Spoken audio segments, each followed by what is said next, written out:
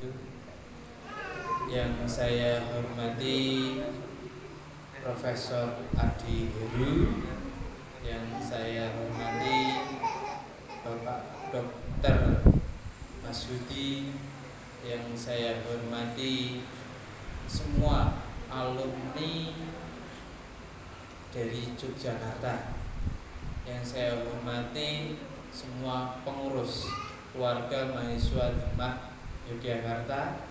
Alhamdulillah pada kesempatan hari ini kita bersama bisa bermuajahah, berkumpul di tempat yang alhamdulillah yang mewah dan bagus seperti ini, di kediaman di rumah dinas Wakil Bupati Demak.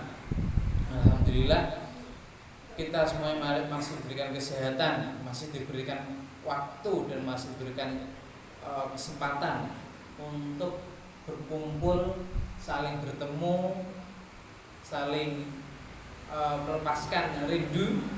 Ya mungkin yang sudah lama tidak bertemu teman-teman seangkatan dari Jogja, dan alhamdulillah Pak Masudi bisa bertemu dengan guru sekaligus senior Prof. Adi Heru.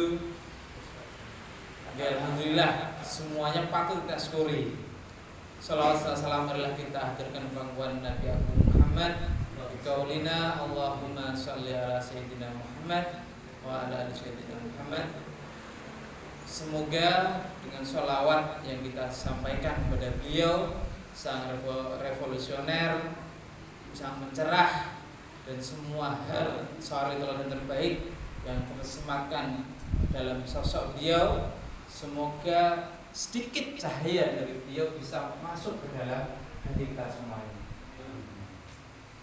Alhamdulillah teman-teman semuanya, Bapak Ibu semuanya, adik-adik semuanya, pada kesempatan hari ini kita pengen secara sehat bertemu, berbincang tentang Demak, ya, yang teman-teman dan kita semuanya pahami.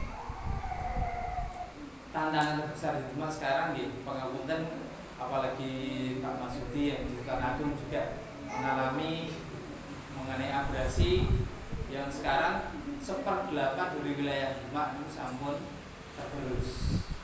Dari sepantai di Demak, Pangapunten sekarang sudah maju di 3, untuk sayur hampir 4 kilo, yang untuk Bonang, wilayah Bonang hampir maju di 2,5 kilo untuk garis pantainya Mudiko.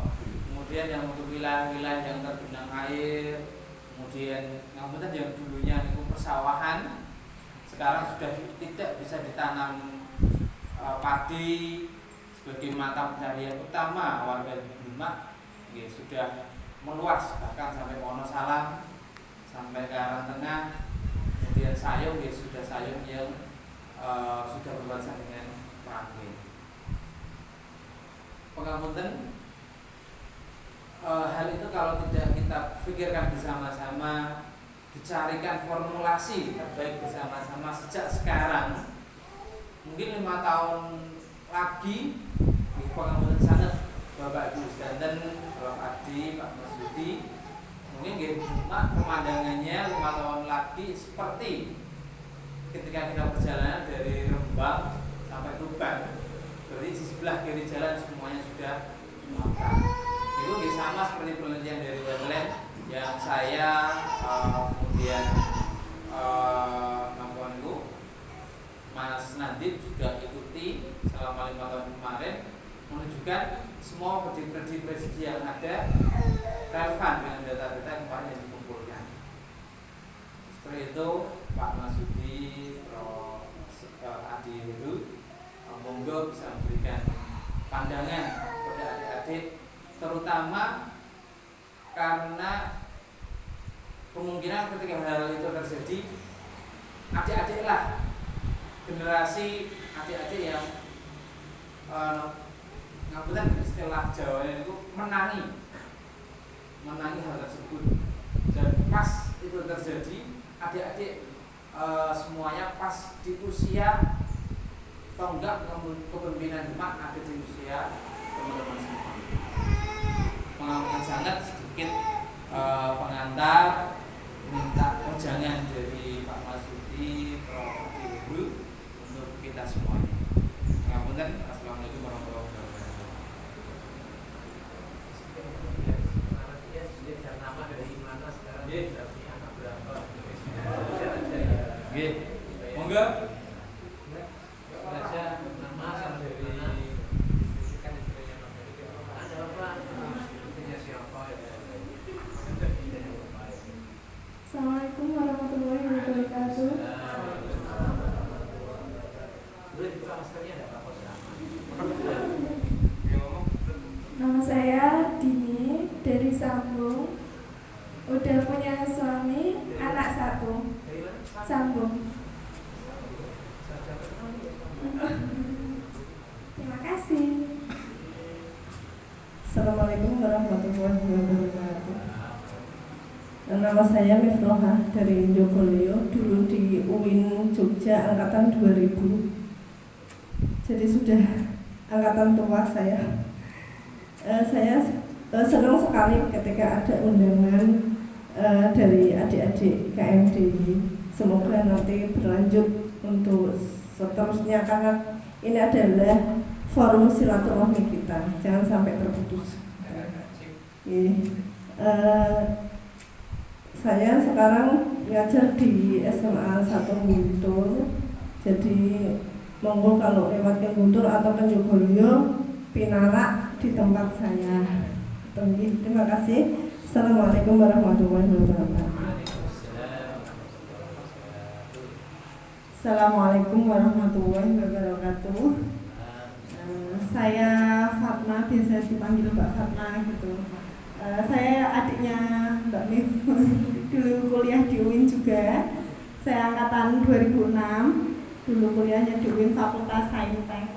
Sekarang saya domisilinya juga Jogoloyo, terus mengajarnya di Mandem.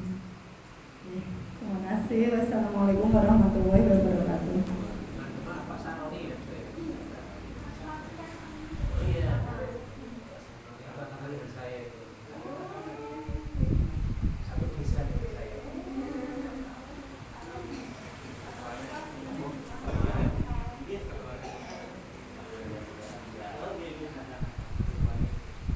Assalamualaikum warahmatullahi wabarakatuh.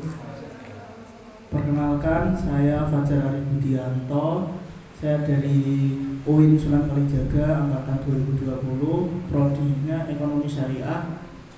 Di Demak, alamat saya Banjarsari, Sayung Demak. Pojok.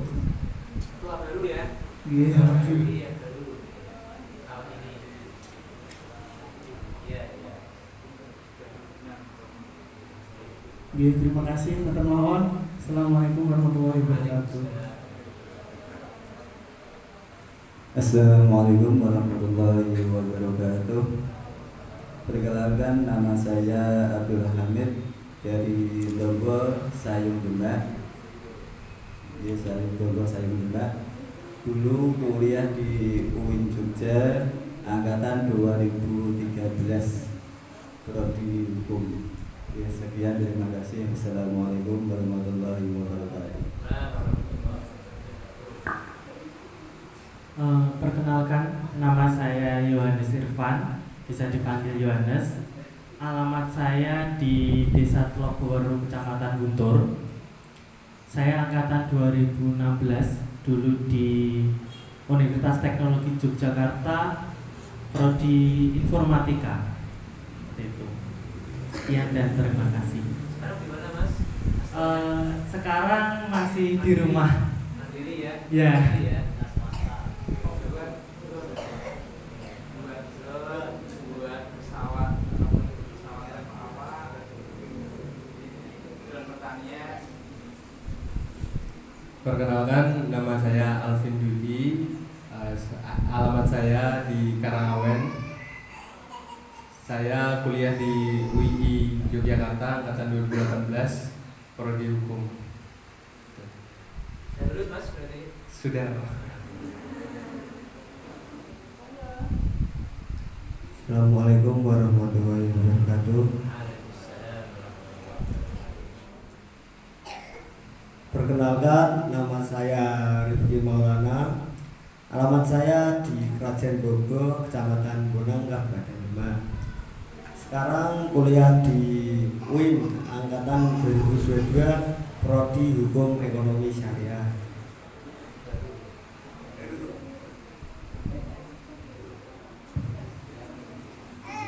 Assalamualaikum warahmatullahi wabarakatuh. Perkenalkan, nama saya Aditya Firmansyah. Alamat di Demaknya Kedongori Dempet, Demak. Terus sekarang masih kuliah di UIN Sunan Kalijaga, jurusan Studi Agama-Agama, Fakultas Usuluddin dan Pemikiran Islam. Terima kasih. Assalamualaikum warahmatullahi wabarakatuh.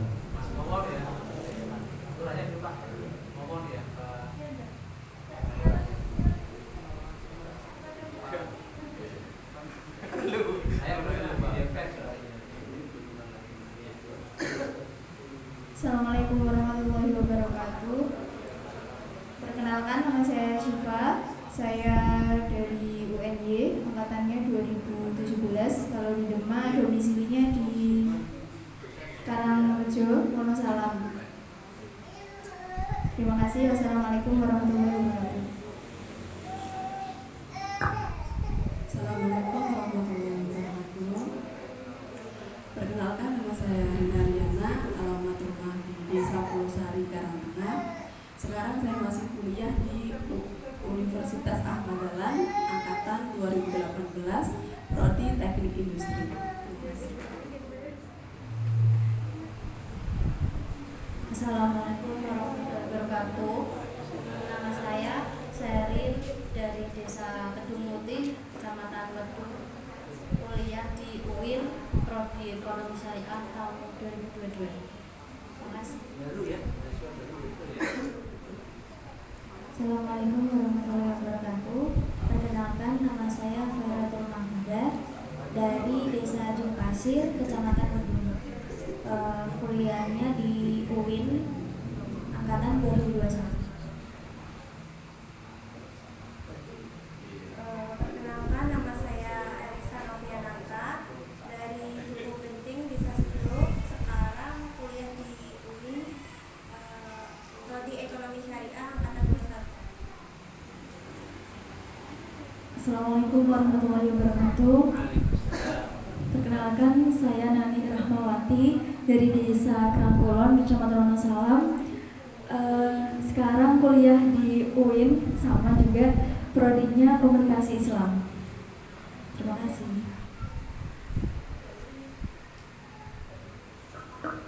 Assalamualaikum warahmatullahi wabarakatuh. Perkenalkan, nama saya Muhammad Zaki. Dulu saya pernah kuliah di UIN. Sunan Kalijaga, jurusan Keuangan Islam.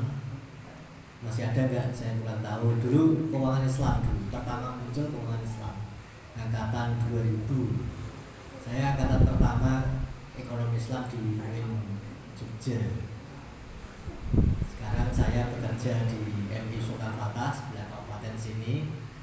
Domisili saya ya di dekat sini, Kauman Utara, paling dekat sini Kauman Utara, dekat kali. Alhamdulillah juga saya dulu alumni MTS Putuyah, siswanya Pak Wakil Bupati dulu. Wali kelas saya juga dulu Pak Masun. Pak Masun dulu wali kelas saya di MTS Putuyah. Dulu KMDJ itu sejarahnya tuh hampir mati tumbuh gitu. Rata-rata yang aktif di KMDJ itu anak-anak UIN. Jarang anak-anak universitas lain yang ikut, karena setiap di universitas lain tuh pada mendirikan sendiri. KMDJ ada, IMADA ada, terus ada lagi satu lagi apa nggak tahu. Jadi KMDJ hitungannya banyak kan anak-anak UIN. Kalau yang kampus swasta lain jarang. Terima kasih atas acara terselenggaranya acara ini. Wassalamualaikum warahmatullahi wabarakatuh.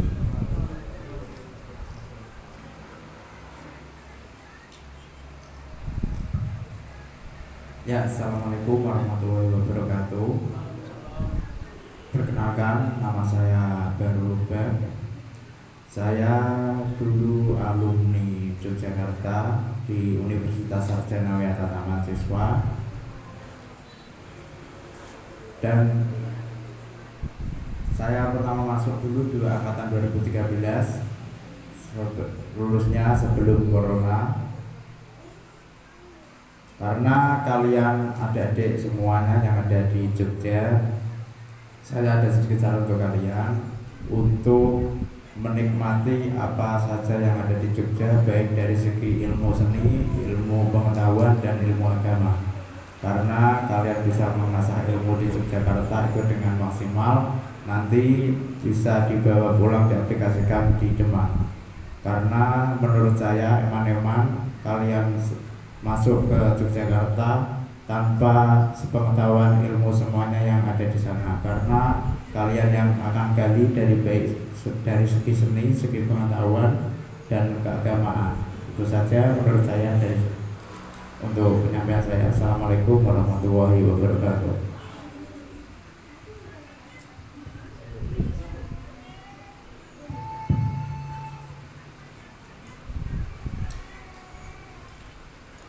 Assalamualaikum warahmatullahi wabarakatuh. Bismillah, alhamdulillah, wassalatu wassalamu ala rasulillah wa ala alihi wa sahbihi wa mawala. La hawla wa la quwwata illa billah. Subhanaka la ilma lana illa ma 'allamtana innaka antal alimul hakim. Yang saya hormati senior saya, guru saya, beliau ini betul-betul memang guru saya.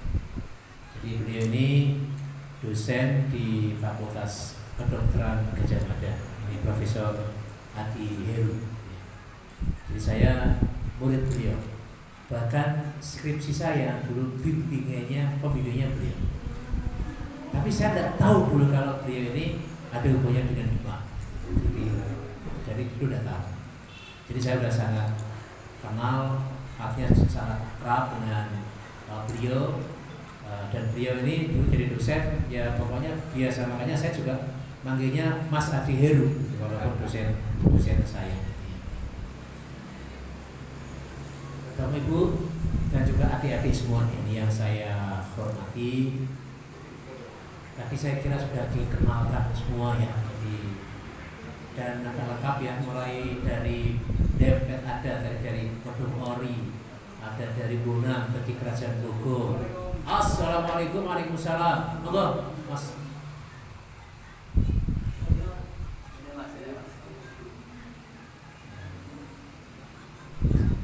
Kalau ini tidak hanya senior, tapi sangat-sangat senior.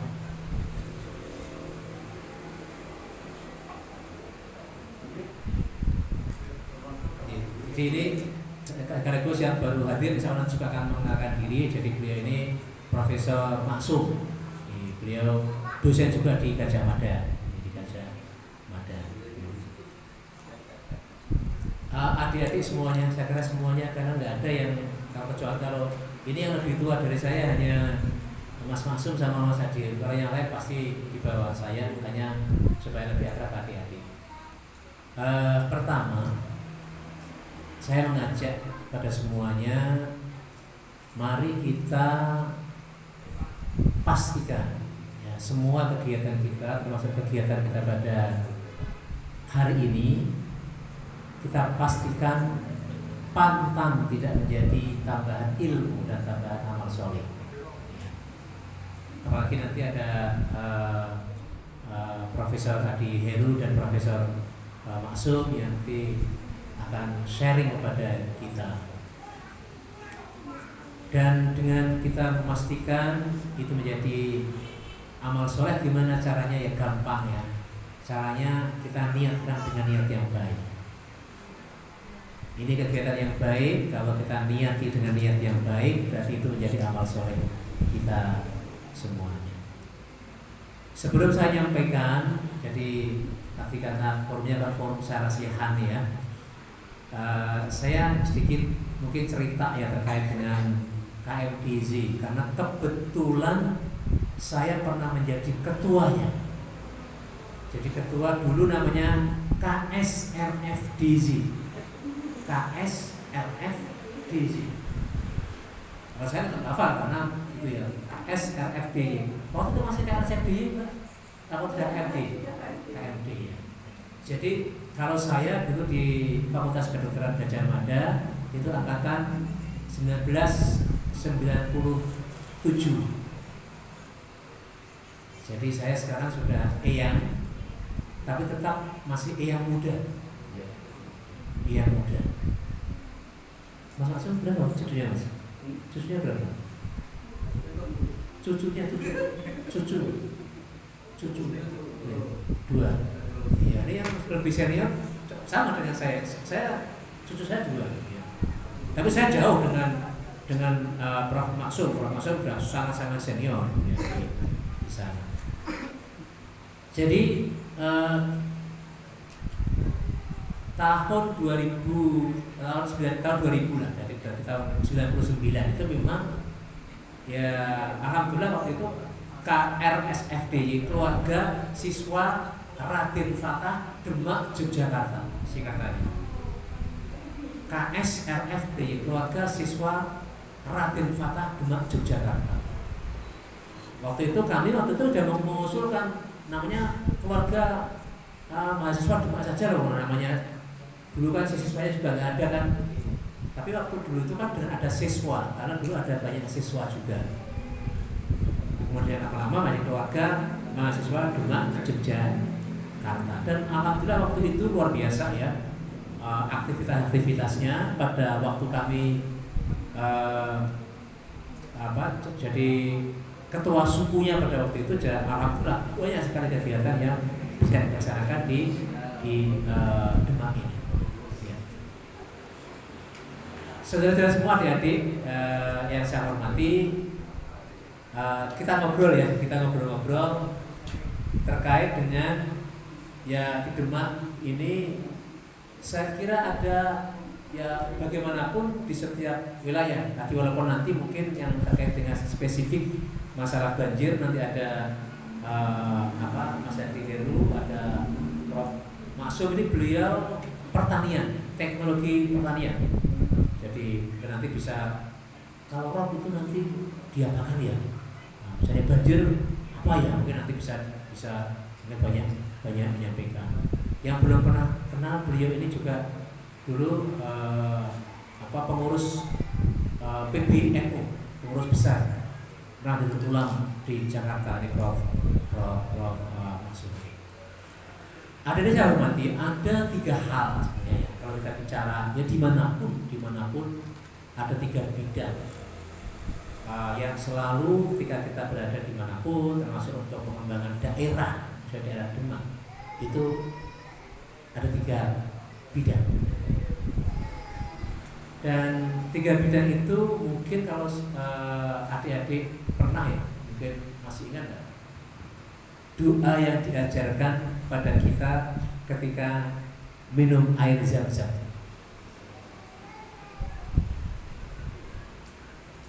Ada yang tahu bagaimana doa air Zam-Zam?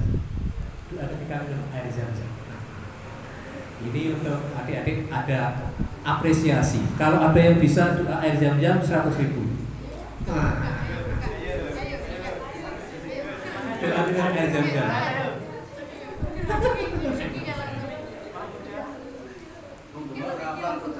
Doa air Zam-Zam, doa. Ya.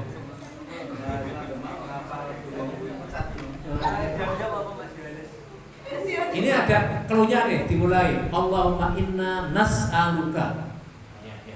Silakan, atau as'aluka. Lumayan tadi bisa untuk beli bakso. Berapa mangkok ini? 10 mangkok. Iya, ayo. Allahumma inna nas'aluka. Ya, saya tambah lagi lah semangatnya besar. Allahumma inna nas'aluka, yang pertama ilman nafi'an. Dan teruskan ya. 100.000.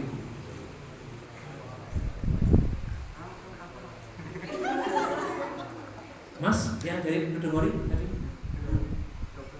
Coba silakan ya.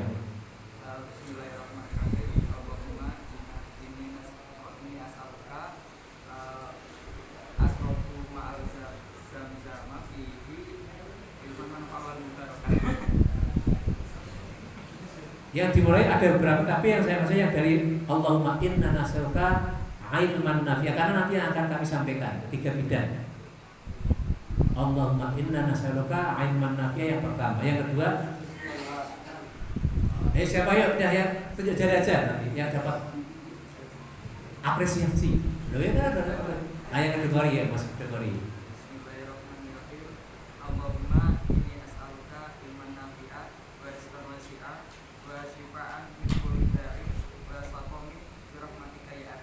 Alhamdulillah. Berarti ini pertanyaan dari ini Mas, tunggu Mas, pasti ada Mas. Lu udah apa? Mahasiswa. Ya tapi nyatanya ini pada ini ya. Nah, tapi kalau biasa ini. Mahasiswa Demak meskipun belum pergi, tapi pernah menjilat air Zamzam. Orang semuanya. Terima kasih. Doa aja itu.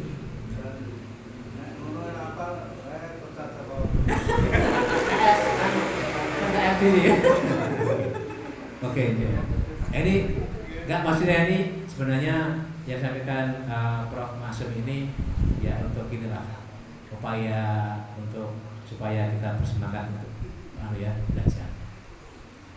Jadi ada satu doa yang diajarkan kepada kita. Doa ketika minum air Zam-Zam. Allahumma inna nas'aluka ilman nafi'an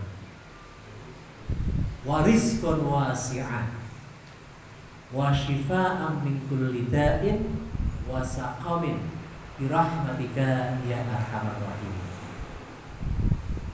Ya Allah, kami mohon pertama ilman nafi'an, ilmu yang bermanfaat.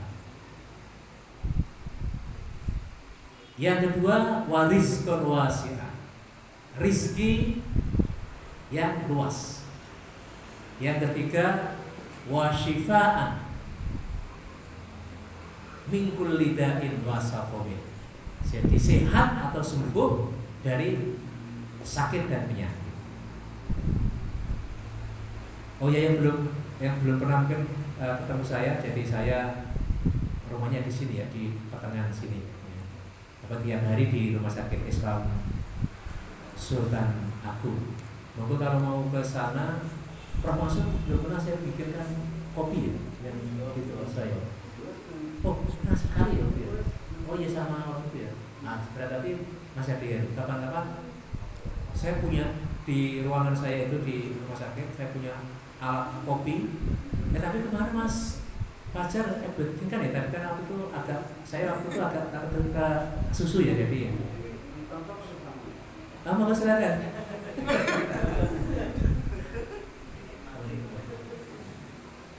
Kalau yang mau spesial kopi dari spesial baristanya Pak Masudi ya nanti ya, silakan. Prof Masum yang pernah merasakan kopi bikinan saya. Oke, jadi dalam hadis, dalam doa itu kita minta 3 bidang.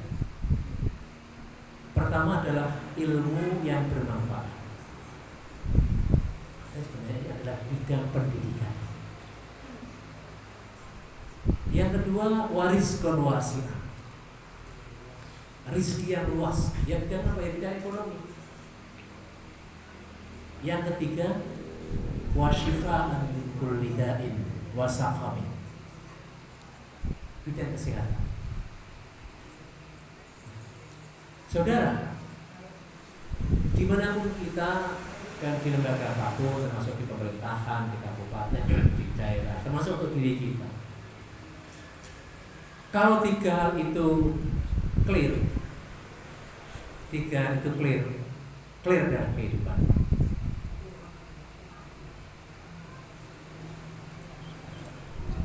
Dan ternyata itu betul. Pada level dunia PBB lewat satu badannya yaitu UNDP ini mengklasifikasikan negara itu menjadi negara maju atau negara berkembang. Itu ternyata persis bidangnya yang dinilai sama dengan isi dari doa itu. Jadi satu negara, tentunya kalau nanti di level yang bawah nanti mungkin satu provinsi, satu kabupaten, satu kecamatan, satu desa, atau mungkin pribadi kita masing-masing. Itu menjadi negara, kalau di level negara yang berkembang atau negara maju, atau level pada individu, kita menjadi individu yang maju atau berkembang atau bahkan mungkin di bawahnya. Itu tergantung ditetapkan oleh 3 bidang itu. Pertama adalah ilmu. Yang kedua adalah terkait dengan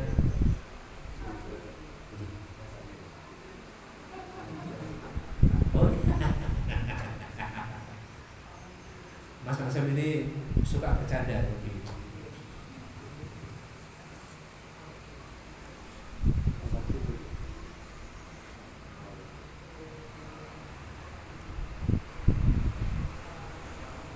Yang kedua adalah penghasilan ekonomi.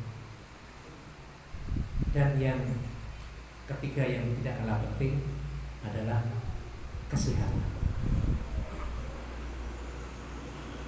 Jadi kalau kita kepengen pada level bahkan level negara atau level individu, ya 3 hal itu. Kalau pendidikannya tinggi, ya, kemudian ekonominya baik, sehat, itulah nikmat kehidupan. Dan itulah sebenarnya yang menentukan apakah kita nanti menjadi pribadi yang bahagia atau tidak, pribadi yang sejahtera atau tidak, pribadi yang baik atau tidak. Coba kita kaji ya satu persatu. Nanti mungkin coba hubungan dengan kondisi yang ada di Demak, terutama karena bidang saya bidang kesehatan, nanti bidang kesehatan. Pertama, ilmu. Saya yakin saudara semua sepakat dengan ada pepatah begini. Ada satu quote yang sangat bagus, singkat tapi mungkin padat. Quote itu bunyinya, di dunia ini, dalam kehidupan kita ini, bunyinya, tidak ada yang bisa kita lakukan tanpa ilmu. Jadi kita hidup ini, kita tidak akan mungkin bisa berbuat banyak tanpa kita punya ilmu. Kalau kita menghendaki kita banyak berbuat, terutama berbuat di Demak sini, ya, kita di Demak, berbuat untuk keluarga kita juga, mungkin saudara kita, keluarga kita, di institusi kita. Tadi kalau menjadi guru ya, tadi Mbak Fatma ya, sama Mbak siapa bajunya, Mbak Mifta sama Mbak Fatma, kakak beradik betul ya, kandung ya. Itu kalau kepingin banyak nanti berbuat, beramal, itu tidak ada syarat lain kecuali harus dengan ilmu. Apakah bisa seseorang berbuat tapi dengan ilmu? Tanpa ilmu, apakah bisa? Ya boleh jadi bisa, tapi dipastikan yang dikerjakan itu banyak salah atau paling tidak efektif kalau tanpa ilmu. Di Mas Zaki ini di MI Sulfa, ya kalau tanpa ilmu tidak akan mungkin bisa berbuat banyak. Itulah makna saudara semuanya sebuah hadis yang seringkali kita dengar dan kita hafal, ya. Rasulullah bersabda, "Man arada dunya fa alaihi bil ilmi. Faman arada akhirata fa alaihi bil ilmi. Faman aradahuma fa alaihi bil ilmi." Jadi kalau saudara, sekali lagi, kalau kepingin bisa banyak beramal, kepingin sukses apapun, maka tidak ada syarat lain kecuali kalau kita berilmu. Ya kita alhamdulillah ya bersyukur karena semua tadi juga udah masih banyak yang belajar ya. Nah, tadi yang ada juga yang baru semester 2 nih berarti ya. Tadi angkatan 2022 yang masih imut-imut ya. Ya, kalau Mas Zaki ini, apalagi saya ini bukan imut-imut ya, tapi amit-amit. Ya enggak imut-imut yang kita amit-amit. Dan bahkan Allah itu ya ketika memilih hambanya untuk menjadi orang yang baik, itu ternyata caranya dengan diberi ilmu, bukan diberi yang lain. Jadi dalam sebuah hadis sahih itu Rasulullah bersabda, "May yuridillah yufaqihu fiddin." Jadi kalau Allah itu menghendaki seseorang menjadi orang yang baik, maka dia akan difaqihkan. Jadi diberi banyak tambahan ilmu. Jadi yang pertama, kalau kita kepingin banyak berbuat untuk demal itu, ya yang pertama syaratnya kita berilmu, termasuk untuk diri kita. Yang kedua, rezeki. Jadi doakan Allahumma inna nas'aluka ilman nafi'ah. Yang kedua, warizqan wasi'ah. Makanya silakan dihafalkan ya. Pokoknya nanti pertemuan selanjutnya kalau nggak hafal berarti dikeluarkan dari KMDC. Termasuk ya. Masa itu udah hafal dia. Wong Demak.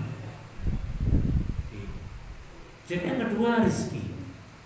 Rezeki ini Bapak Ibu juga kalau dalam Islam menduduki tempat yang sangat tinggi. Ajaran Islam kita semuanya harus menjadi orang yang kaya raya. Kenapa? Ya kalau kita tidak kaya, kita tidak akan mungkin bisa melaksanakan perintah-perintah agama.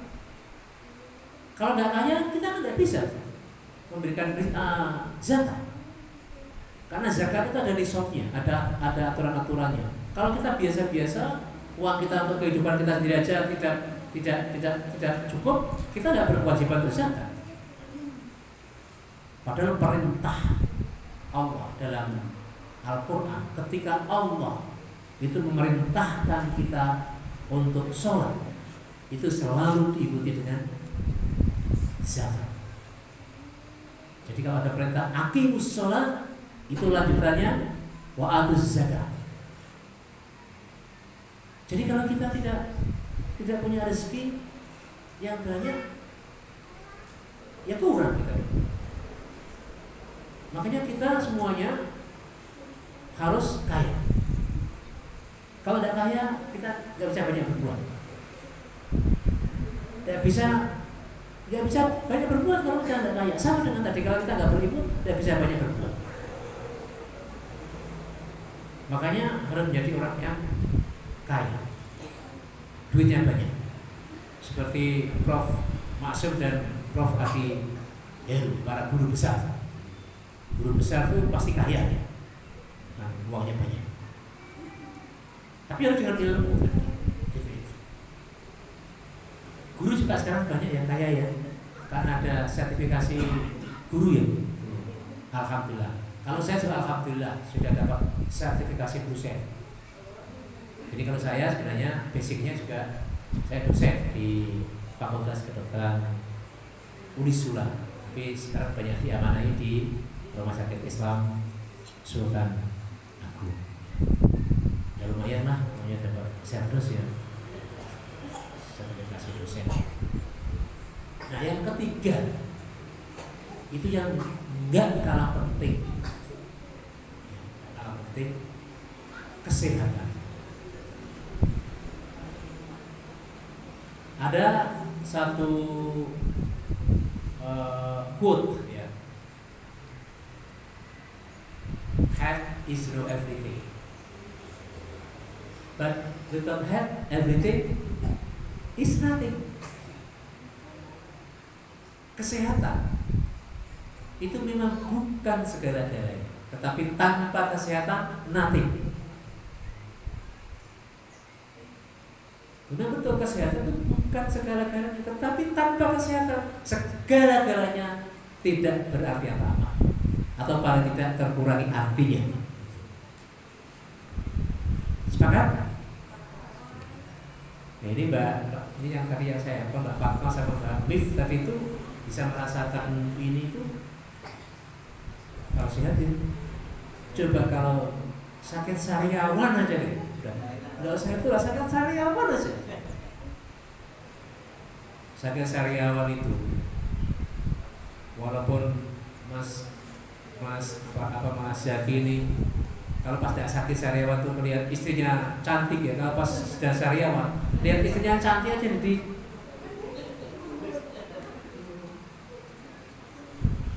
itu ada baca kesehariawan ini. Jadi karena betul kesehatan itu kalau dalam Islam juga kata Rasulullah itu menjadi nikmat yang tingkatnya itu nomor 2 setelah nikmat hidayah iman, itu nikmat sehat. Nah, saudara, dalam kehidupan ketiga bidang ini itu saling berkelindan, saling kait mengkait. Apa maksudnya?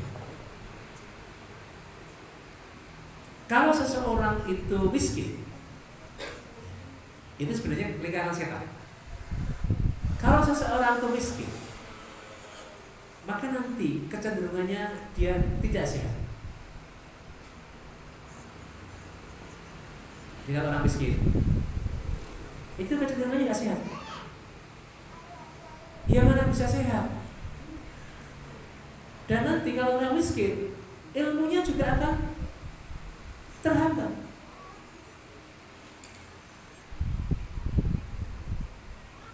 Ya mana mungkin orang yang miskin ini bisa boro-boro mengatur menu yang mana ya makan aja susah.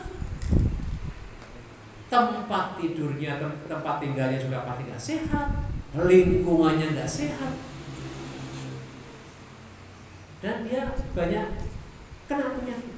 Kalau kena penyakit, ya mana mungkin dia bisa berpikir, dia belajar dengan baik. Itu sama dengan yang sekarang. Kalau di Demak juga ini dan beberapa daerah lain itu kan sedang kalau dalam kesehatan ya. Kalau soalnya nanti soal banjir itu banjir. Betul ya, soal banjir Demak tadi ya, Prof itu ya. Itu nanti mungkin dari lingkungan ini Prof Adi Heru ini beliau ini di ilmu kesehatan masyarakat, tapi juga banyak bicara soal lingkungan. Beliau ini. Kalau Mas Masuk itu tentang teknologi pertanian.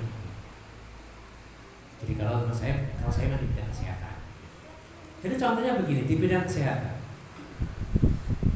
Sekarang ini kan isu di bidang kesehatan kan stunting.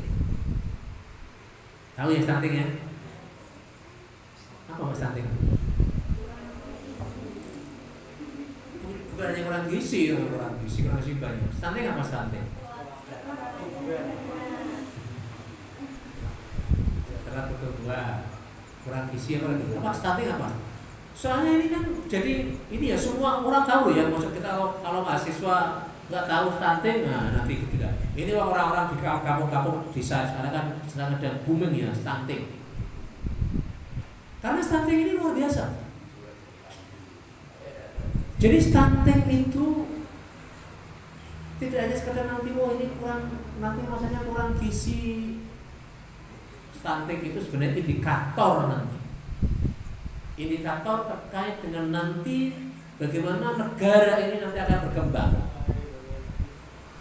Memang syaratnya cuma stunting saja kok. Iya.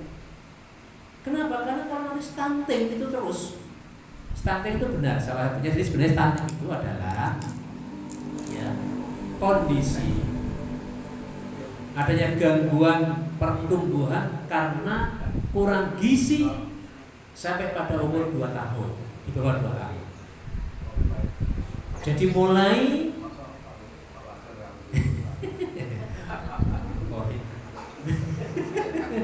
ayo masih dulu ya, carikan kopi pahit ya. Masa ini di rumah yang tadi kata Mas Afif mewah nggak ada kopi pahit, berarti tadi deklarasinya batal. Jadi kita semuanya ini harus juga concern. Jadi terkait dengan masalah kesehatan ini adanya kekurangan gizi. Dan memang stunting ini, saudara-saudara Pak adik-adik semua, ini multidimensi. Banyak yang beranggapan stunting itu tidak apa-apa lah, cuma kurang gizi saja tidak apa-apa.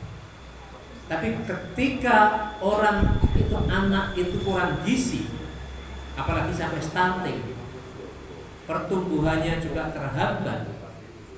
Wah, Masya Allah. Nanti efeknya ke depan untuk generasi yang akan datang. Dan sekarang ini stunting itu angkanya berapa? Besar. Nasional itu angka stunting tahun 2022 ini itu 24%. Coba, angka itu stunting besar sekali. Berarti hampir seperempatnya. Nah ini ada upaya luar biasa. Nanti tahun 2024 itu diupayakan betul nanti menjadi 14%. Itu bukan hal yang mudah karena multidimensi. Kadang ada tentunya yang paling banyak ya karena kemiskinan. Jadi kurang gizi itu yang utama karena kemiskinan. Tapi tidak hanya kemiskinan, tapi bagaimana pola asuh orang tua. Dia punya, tapi memberikan makanannya memang tidak sesuai dengan kebutuhan dan gizi. Apalagi sekarang anak-anak itu karena pada nggak mau makan, terus dikasih makannya pokoknya dikasih aja Sarimi, Indomie, Pop mie, Sedap mie, Presiden mie. Dan karena tidak mau lagi, itu kemudian ya pokoknya mau makan apa deh, akhirnya dikasih makan apa? Taruh, Citato, Citos. Yang penting mau makan deh. Nah, kalau anak itu sudah merasakan Citato, Citos itu ya, dia tidak mau makan yang lain. Karena apa? Karena itu isinya kan penyedap rasa. Jadi kalau makan yang lain, makan nasi, udah gak ada rasanya, nggak mau dia. Tinggal makan. Makanya hati-hati ini yang punya anak kecil ini ya. Ini kan masih keluarga-keluarga muda ini, yang anaknya tadi baru 1, 2, ya. Itu hati-hati betul makanan anak. Memang paling enak. Kita aja senang ya kalau malam-malam itu, wah enak ini langsung. Mie kita, mie Indomie itu masih irisan masih irisan Lombok itu, itu paling nikmat itu ya malam. Ya kalau seminggu 2 minggu sekali tidak apa-apa. Tapi kalau sampai tiap hari, pagi makan Indomie, siang makan Pop mie, kemudian malamnya Sedap mie, Sarimi sampai rambutnya keriting gitu. Itu pasti akan banyak efeknya bagi banyak. Karena apa? Karena penyedap rasa itu banyak yang sifatnya karsinogenik. Mungkin sekarang banyak penderita kanker itu ya, karsinogenik itu penyebab kanker itu banyak karena pola makan yang seperti ini. Jadi masalah ini, jadi kalau menurut saya, jadi masalah stunting itu sekali lagi, stunting itu tidak hanya sekedar masalah stunting. Karena nanti begitu stunting berarti apa? Berarti nanti daya pikir akan berkurang, kecerdasannya akan berkurang, karena volume otak dia akan berkurang. Karena stunting itu mulainya dari saat bapak ibunya itu bersenang-senang, ya, bikin anaknya itu ya. Kemudian setelah itu ada janin, gizi ibunya tidak baik. Dari gizi ibunya tidak baik, kemudian lahir anaknya diberi makanan yang tidak baik. Nah, itulah makanya ini menjadi juga kajian kita, ya, kajian bagaimana, karena ini multi dimensi, semuanya bisa kita punya andil untuk bisa menyampaikan ini bagaimana gizi dari anak-anak di Demak ini. Kalau Demak ini juga masih tinggi, jadi Demak ini tahun 2002 ini 25% ini, 25%. Tahun kemarin 25,5%. Ini kan juga masih sangat tinggi. Ya, mana mungkin nanti generasi di Demak akan bisa tumbuh dengan baik, pintar-pintar seperti Prof. Adi Heru dan Prof. Maksum.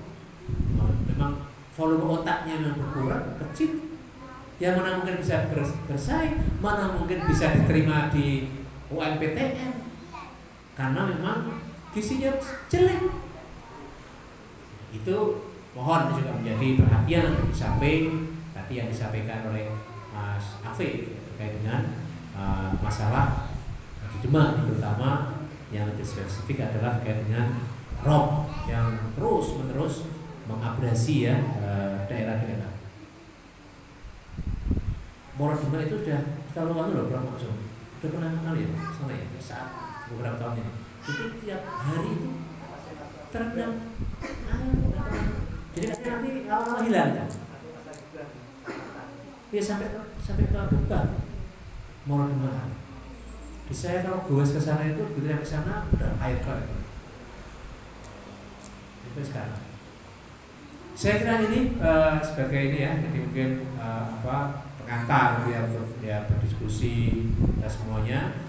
Dan tadi saya sudah menyampaikan ke Mas Afif ya Mas tadi Mas Fajar, jadi saya memang tidak bisa ikuti nanti karena saya jam 11 itu ada salah satu teman dekat itu yang antena jadi di Semarang dan saya harus hadir. Demikian saya kembalikan ke Mas Afif. Assalamualaikum warahmatullahi wabarakatuh.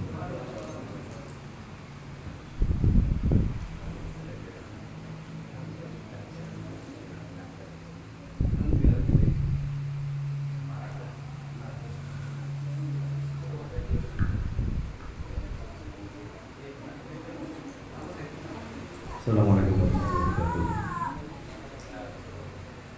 Alhamdulillah, syukurlah, salatu wassalamu ala Rasulillah. Saya senang sekali bisa hadir meskipun terlambat 2 jam, tapi ternyata penyelenggaranya juga terlambat 2 jam. Aku mau pamit, 2 jam telat karena jam itu kayak budal. Ternyata di sini tak monitor gambar ini isi kosong terus. Wadi sudah ada tapi isi kosong. Belum mulai, pas kami baru mulai. Berarti waktu terlatih. Teman-teman, saya senang sekali bergaul dengan adik-adik. Tapi maaf kalau saya prihatin sekali dengan pertanyaan dengan pertanyaan Dr. Masudi tadi. Meng tunggu, ini Meng itu bukan karena terlalu sederhana atau sepele, bukan karena itu, tapi kita setiap hari bergaul dengan urusan itu. Ada yang pulang umroh kita minum yam-yam, ada yang pulang haji kita minum. Pengajian selalu diajarkan doa yang penting sekali dengan 3 butir aspek tadi yang sangat penting. Tapi mahasiswa KMB kok nggak ngerti ini banget kan? You have to believe me bahwa Pak Maksum itu modalnya ya bergaul di NU itu hanya KTP. KTP ini menyatakan lahir di Demak, maka tidak pernah dari santri, tidak ada jejak keluarga, tidak ada apa-apa, tidak ada, tetapi KTP-nya Demak. Langsung ditunjuk jadi wakil ketua PBNU pertama, Pak Masudi. Wakil ketua. Warga Demak. Tidak tahu apa. Ketika saya jadi wakil ketua PBNU, itu pertanyaan dari para kiai di Kerapia itu bawa Rasul Mbak pertanyaan sederhana, masuk ke siapa toh? Ngerti-ngerti dari wakil ketua PBNU, atau dari NU, atau dari apa? Ngerti dari wakil ketua PBNU. Nah, karena saya temannya Pak Dokter, temannya Prof Adi, saya bergaul dalam pergaulan kampus. Ketika peroleh jabatan wakil ketua PBNU ini, saya nyergepi, bukan nyergepi. Saya sergap, dan karena sergap dianggap sergap, ya, dianggap sergap, kemudian ditarik menjadi ketua PBNU. Mudahnya masih KTP. Tidak berhenti di situ. Di ketua PBNU juga sergap karena bergaul dengan para profesional. Amanah jabatan harus dilaksanakan dengan baik, ya kan? Dikira sergap, ya, sebagai kader NU, diangkat menjadi Wakatum PBNU. Modal KTP, lahir di Demak. Tidak apa. Setelah dipertanyakan oleh para kiai, Maksum siapa toh ngerti menjadi ketua, dari wakil ketua PBNU, baru bangun nasab, golek-golek dulur sing NU. Golek-golek dulur di NU. Itu nasab itu penting sekali memang, tetapi itu tidak the only things yang dipentingkan bagi pergaulan berkomunitas. Nah, saya tak cerita sedikit. Kalau sampai melihat pimpinan NU sudah unsurnya 4 saja. Darah biru. Kalau sampean darah biru, misalnya sampean lahir di sarang dan lain sebagainya, itu ngerti nanti jadi pengurus. Gue ngerti bahwa orang NU pokoknya kalau sampean darah biru, insya Allah jadi pengurus. Darah biru. Santri pinter. Ya kalau santri pinter, nanti profesional ada nalarnya lah. Tapi darah biru tadi, ya ada nalarnya darah biru. Santri pinter. Kemudian UIN, ya UIN, ya. Jalurnya di sana, ya. Atau Kemenang, aktivis Kemenang, karyawan Kemenang, depan kantor wilayah, departemen agama, Kandep, guru agama, urusan depan naib dan sebagainya. Itu hanya ada 4 unsur itu di pimpinan NU itu pada any level sampai PBNU. Yang hebat kalau Pak-Patnya punya, dia darah biru, ya santrinya yang pinter, ya, ya alumni UIN, ya pimpinan di Kementerian Agama. 4-4-nya lah itu pasti itu menjadi tokoh. Yang seperti Maksum, Dr. Masudi itu tidak banyak, ya, tidak banyak. Ya. Jadi akhir-akhir ini mulai terbuka, profesional banyak masuk. Insya Allah Ustaz Adiru masuk ke sana, kalau belum masuk ke Muhammadiyah. Itu akhir-akhir ini kesadaran akan buka diri. It's not bad. Karena apa? Karena memang urusan kaderisasi terjamin dengan itu. Ya. ya, terjamin dengan itu. Nah kemudian saya ingin nyambung sedikit tentang stunting tadi, ya. Stunting ini mumpung ketemu dengan para milenial, ya. Tadi Pak Mas Yudi malu-malu menyebutnya stunting itu sekian persen. Di daerah-daerah yang akut sampai 30% stunting, ya. Kemudian yang tidak kalah pentingnya kurang gizi. Nah, ini sekaligus menyebutkan bahwa saya dari Fakultas Teknik Pertanian yang tidak tahu pohon nasi, ya, jangan salah. Pohon nasi aku kurang ngerti, karena sekolahnya di Teknik Pertanian yang menekuni politik pangan. Kalau politik pangan kan nggak tahu pohon nasi, pohon tempe, nggak tahu. Ya. Jadi, nah, stunting itu terjadi karena kebijakan pangan yang matang warak. Pokoknya nasi masuk, karbohidrat masuk, sudah dianggap cukup. Ternyata oleh para medical sciences dinilai tak cukup itu atau barat itu. Itulah yang menyebabkan stunting. Gizi harus cukup, pangan harus seimbang. Nah, untuk itu untuk ketemu dengan cewek-cewek dan laki-laki banyak. Ini pentingnya sampean, ya. Kontribusi sampean apa di stunting? Stunting itu penanggulangan yang paling penting adalah usia bayi. ASI di usia 1 sampai 6 bulan. Kemudian ASI plus lain-lain sampai 2000 hari pertama kehidupan, 2000 HPK. Nah, ASI ini kalau tidak sampean siapa lagi? Kultur sampean sudah tidak mau ASI. Pacaran mahasiswa atau mahasiswa di Mas Yudi, Prof. Adi. Itu begitu Jakarta atau Jogja mereka saling tidak mau. Putrinya tetap tidak mau. ASI demi masa depan anak kita. ASI harus tepat sampai 2 tahun. Tentu setelah 6 bulan pertama itu tambah makan aspal lain sampai umur 2000 tahun. ASInya 2 tahun, lain-lain peralatan khusus sampai 2000 hari pertama HPK, hari pertama kehidupan. Tetapi cewek cowok pasangan baru milenial Pak Mas Yudi, cewek cowok baru milenial tidak mau, saya tidak mau mendeli, tidak mau. Laki-lakinya demi bayar kita, demi anak kita, demi masa depan mereka harus rela berkorban mendeli. Nanti mendeli kendor, tidak apa-apa kendor, tidak apa-apa. Tapi laki-lakinya baru ini, laki-laki sudah punya cadangan, kendor tidak apa-apa. Jawabannya teman sampean banyak tidak kendor. Laki-laki aja begitu ya, kendor tidak apa-apa demi masa depan anak kita. Dalam pikirannya ada pikiran. Teman sampean banyak yang tidak kendor, teman menyusui tidak apa-apa. Nah, ini ada kultur keluarga yang harus sampai jaga. Ya.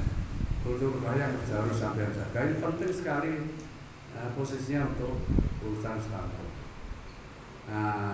Pidato Dies Natalis UGM kemarin khusus bicara tentang pangan dan kesehatan. Konsentrasinya stunting itu. Ada yang lebih penting lagi karena ini masyarakat Demak, ya, penting lagi usia pranikah, masa pranikah. Ada BP4 ya, BP4 masih ada BP4. Biasanya diajari untuk berumah tangga sakinah mawaddah warahmah, tapi dengan dalil-dalil yang nanti kalau naik dari kiri turunnya ke kanan, niat yang baik dan lain sebagainya. Tidak pernah diajari urusan stunting, tidak pernah. Padahal kami pada saat berbicara di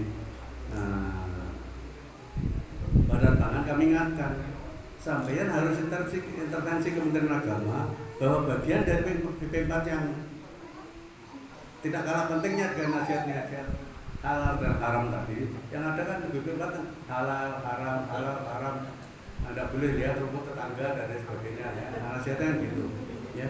Tapi tidak pernah menasihati bagaimana anak supaya sehat. Nah ini harus masuk ke sana. kami desak dari Badan Pangan Nasional ke Kementerian Agama untuk mewarnai BP 4 itu dengan pengetahuan pasangan dini ya, menjelang berkeluarga untuk tahu bagaimana mengasuh anak, terutama dalam gerakan melawan stunting, malnutrisi, ya, dan obesitas, ya, itu betul. Saya kira saya mau sedikit dengan Dr. Mas Jati, ini penting sekali karena ketemu dengan saya sekali. Ini butir yang kedua. Yang pertama menyecar sekali menggema lari. Nanti mungkin Mas Fajar yang datang ini masalahnya semuanya duduk gitu ya. LPG ya Pak yang bisa komunikasi. Kita masuk duduk. Ya semuanya ya.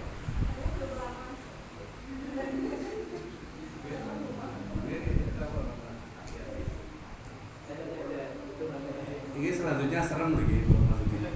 Selanjutnya serem nih. Oke. Tentang KMBJ itu awal mulanya ketua pertamanya adalah Pak Bupati almarhum Pak Dagirin, ya, masuk kuliah seangkatan sama saya. Betul itu pertama kali ketuanya almarhum, ya. Inisiatifnya dari teman Pak Nuwin, ya, Soalnya Joko kemudian dibentuk ketua utamanya, kemudian belajar sampai sesepuhnya, salah satu sepuhnya Pak Zamasri Adnan, ekonomi. Beliau bukan tidak pernah berada di keluarga MBJ, beliau ketua KKZ, betul, keluarga KKZ, ketua keluarga KKZ, tapi penasihat KMBJ yang singkatannya panjang lagi RS, ya, penasihat KMBJ, tapi ketua KKZ, keluarga Kudus. Karena apa?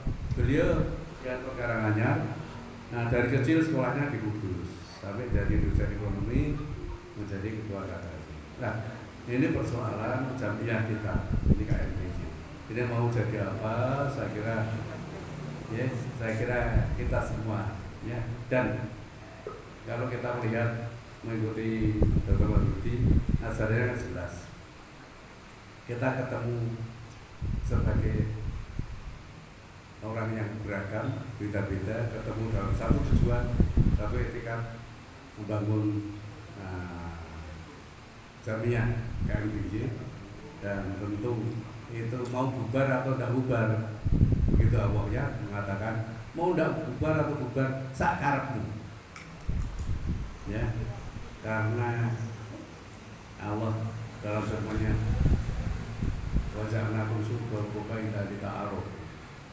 Mau ada kabilah, mau ada organisasi, mau ada macam-macam untuk saling memahami itu, untuk saling membangun komitmen itu terserah sampeyan, bukan urusan Allah.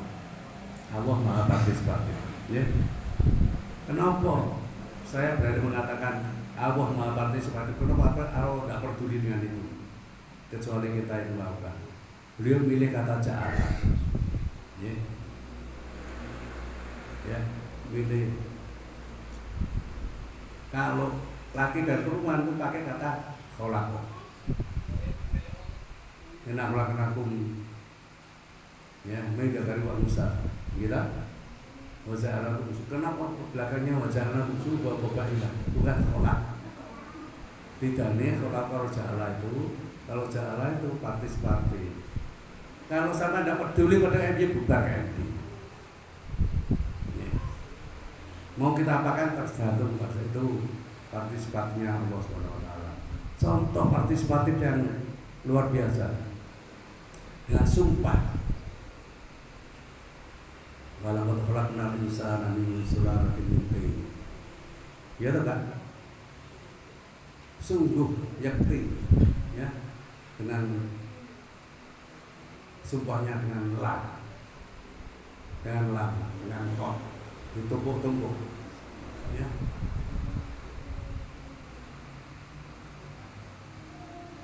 Sudah begitu aku kaget lagi, ya. Jadi dengan takkit Pak. Jadi penekannya, taukidnya luar biasa, sumpahnya luar biasa. Ya. Bahwa manusia itu saya ciptakan dari saripati tanah. Ayat berikutnya apa? Tsumma ja'alnahu nutfatan fi qararin makin. Kemudian saya jadikan nutfah, saya simpan fi qararin makin, dalam lemari besi perempuan. Apa itu nutfah? Nutfah itu ada buah hasil pembuahan laki dan perempuan, janin, ya. Fi qararin makin, di dalam lemari besi perempuan, dalam rahim, disimpan. Kenapa pakai jalan? Kalau sampeyan tidak berkeringat, ini untuk belinya penting. Kalau sampai tidak berkeringat, spraynya tidak basah, bantal gulingnya tidak mencela, jangan bayangkan itu ya. Tidak akan terjadi Allah tidak sudi menciptakan nutfah. Memangnya Tuhan bisa menciptakan janin di perut perempuan kecuali satu itu? Memang Allah bisa? Allah mengatakan jadi tidak bisa. Karena itu beliau milih kata ja'ala. Ja'ala itu harus partisipasi. Kalau sampai tidak berkeringat, ya, kalau sampai bantal guling tidak mencela, sampai tidak mengge-mengge, ya, tidak berlari kayak pacuan muda itu, terjadi tidak pembuahan? Nah, saya rabi saja terus menikah. Terjadi tidak pembuahan? Tidak mungkin terjadi kalau sampean diam saja kayak gedebok itu. Nah, harus ada keringat, harus ada spray yang busa basah, harus ada bantal guling yang terlempar dari tempat tidur. Ini begitu tuh. Ini kan buah dari keringat. Ya. Kalau tidak ada keringat, tidak ada ini. Nah, itu sumpahnya Allah dengan kata-kata jalan. Nah, karena itu KMBY juga untuk pada kita semuanya dengan cara. Tentu Allah menentukan, tetapi Allah itu nuruti apa yang kita inginkan. Ya. Ketika kita berikhtiar sungguh-sungguh, maka jadilah. Penting sekali karena itu ayat tadi itu turun itu ya. Ayat tadi yang saya tadi pertama itu kaitan jalan wajahlah musuh bahwa ilahi ta'aruf. Sudah pasti kita beragam, pasti kita kemauannya macam-macam. Sejak dulu itu sudah peradaban sudah mengajukan karena itu ada peringatan dengan ta'aruf. Modalnya adalah sampean saling memahami, kita saling memahami, saling belajar, saling memahami, saling bekerja sama. Arti dari ta'aruf itu luar biasa. Dulu kulturnya adalah mereka saling membanggakan bani dan lain sebagainya. Karena itu Imam Qurtubi menerjemahkan letak Arabu itu lali tabahoru biuluin nasab. Dengan hebatnya nasab sampean, jangan bangga-banggakan nasab sampean. Jangan bangga-banggakan hebatnya orang tua sampean. Biulul ajdad, biulil abah. Ya. Itu tidak dengan bangga-banggakan kita Arab, karena itu harus maklumi benar tidak dengan bangga-banggakan bapaknya, kakaknya dan lain sebagainya. Ya, kita memang beda, tapi itulah modal untuk membangun kebersamaan. Ya. Saya kira perjalanan KMB itu baru bisa jalan kalau kita saling mendukung. Ya. Insya Allah KMB fakta ini 50 tahun loh KMB ini. Ya. Saya tahu, saya dari mahasiswa itu tahun 73. KMB itu dibentuk tahun 73. Ketua pertamanya Pak Dagiri, ya, tahun 73. Hari ini tahun 2023. 50 tahun loh, masih hidup. 50 tahun yang lalu KMB ini bentuk, bahwa namanya berubah dari untuk apa? Yaitu bagian dari dinamika organisasi. Tetapi lahirnya 50 tahun yang lalu. Saya kebetulan mahasiswa UGM pertama dari Jadi yang kedua saya bahasa utama. Nah, kalau dengan dulu di zaman itu saya masih menangis karena gara-gara saya sekolah di UGM, adik-adik saya tidak kebagian uang sekolah. Jadi itu masa bodoh, ya sulit tapi alhamdulillah jalan. Jadi saya kira ini tikot untuk membangun itu saja. Kemudian tentang 3 pilar tadi itu keniscayaan yang kita hadapi. Saya lihat terutama di Demak itu kadang-kadang kita tidak tahu. Kalau pemerintah tidak tahu sama BCI, ya. Tadi kan kita arahu, yang tidak tahu diberitahu. Lalu tak apa ya, kita arahu, ya, ta'arafu, azhu ta'arafu, ya. Kedua kita ta'aini, ya, takfifan, pasal ta'arafu, ya. Jadi dengan makna saling memahami, saling mengetahui. Kalau misalkan pemerintah daerah tidak menyalurkan saran, sampai BCI, ya, jangan beritahu. Tidak perlu tahu siapa yang beritahu, tidak perlu tahu siapa yang BCI yang berikan saran. Tapi sampai punya Profesor Adi, punya Dr. Masudi, ya, punya banyak teman. Ada buat ya WA Group itu profesor dari Demak, kata anggota itu kita yang banyak. Bukan berarti profesor itu sudah lagi no, tetapi profesor balanya oke, muridnya oke. Kalau tidak tahu bisa mengerahkan, kalau tidak punya waktu tidak tahu bisa mengerahkan teman-temannya. Ya. Apa kita tidak prihatin sampai misalkan tidak prihatin? Melihat kehidupan Demak yang dari waktu ke waktu ada persoalan perekonomian yang tidak pernah ada yang bilang. Di luar banyak persoalan.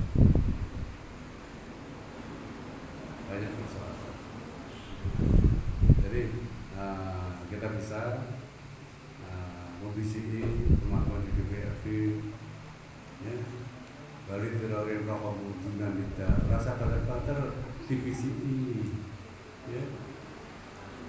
Dan siapa yang BCI tidak perlu tahu, kalian tidak perlu dikenal dan dicatat, ya. Biasa toh yang angkat itu mereka Pak Air yang tidak apa bayar Pak Upailah betul betul, ya. Jadi ini hal-hal yang melandasi kerja kita, tidak perlu ketok tapi efektif. Coba saya ingin mencontohkan petani, nasib petani di Demak. Kalau saya berbicara politik pangan, ya, saya bicara politik pangan sampai pada level Al-Ma'un misalkan, ya. Kalau etaladi juga di padahal dikala dia itu lihat. Kalau yang sudah alat termasuk mereka yang besar adalah dalam mereka yang tidak memberi makan si miskin.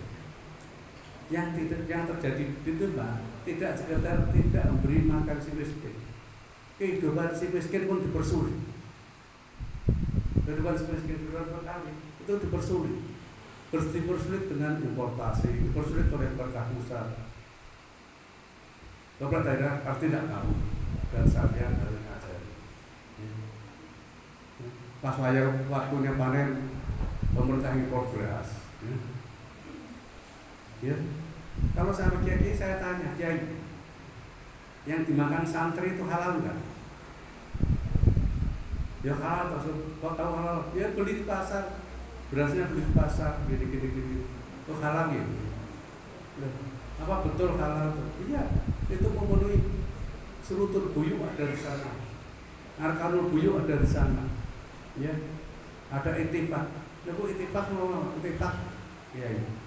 Baca itu, coba petani santri kalau panjenengan hari ini panen, tapi hari ini juga pemerintah impor beras. Hargi panennya turun. Ya ora payu, so murah banget so. Lah, murah niku apakah dia rela beras murah karena kebanjiran impor? Pasti tidak rela. Ya ora rela. Nah, kalau masuk pasar murah, halal mboten beras e. Halal enggak beras yang dalam pasar primernya petani tidak ikhlas melepas harganya murah, tapi terpaksa melepas harga murah karena apa? Dipaksa bertanggung jawab murah. Pemerintah pusat ya, pemerintah daerah. Tapi kalau pemerintah daerah tidak ngomong, waduh balik. Harus proteksi petani ya. Halal lah berasnya, tapi tunggu beras murah. Ada ittifaq iya. Itu ittifaq atau sebuah ittifaq? Kelihatannya ittifaq, kelihatannya, ya. Tapi bukan ittifaq, wong ngedumel berasnya terpaksa dijual murah karena kebanjiran impor. Ya, nah, halal enggak kalau sama beli barang murah itu? Jelas tidak halal. Ya, karena syarat jual belinya tidak benar. Ya. Harusnya ada ittifaq antara udahnya. Terus bukan kita intisari jual beli kan ridho itu. Kalau itu sebuah ittifaq tidak ridho, karena bukan halal. Kata syarat rukunnya terpenuhi tapi sibeh-sibeh saja terpaksa ya. Nah, ini perjuangan ekonomi yang luar biasa. Tidak hanya bagi ekonomis, tidak hanya bagi teman-teman yang menekuni pertanian, tidak hanya bagi teman-teman yang menekuni fikih buyut. Kita jual beli. Sejak Nabi Muhammad ada itu sudah punya catatan babul buyut. Kita bulbe yang mengisyaratkan bagaimana jual beli itu ada harus adil dan lain sebagainya. Tapi ya kalau ngajar takrib, mungkin olimpin, ya. Kalau sudah sampai pada babul buyut, nah itu urusan yang beliau dibaca tapi tidak pernah ditekuni, ya.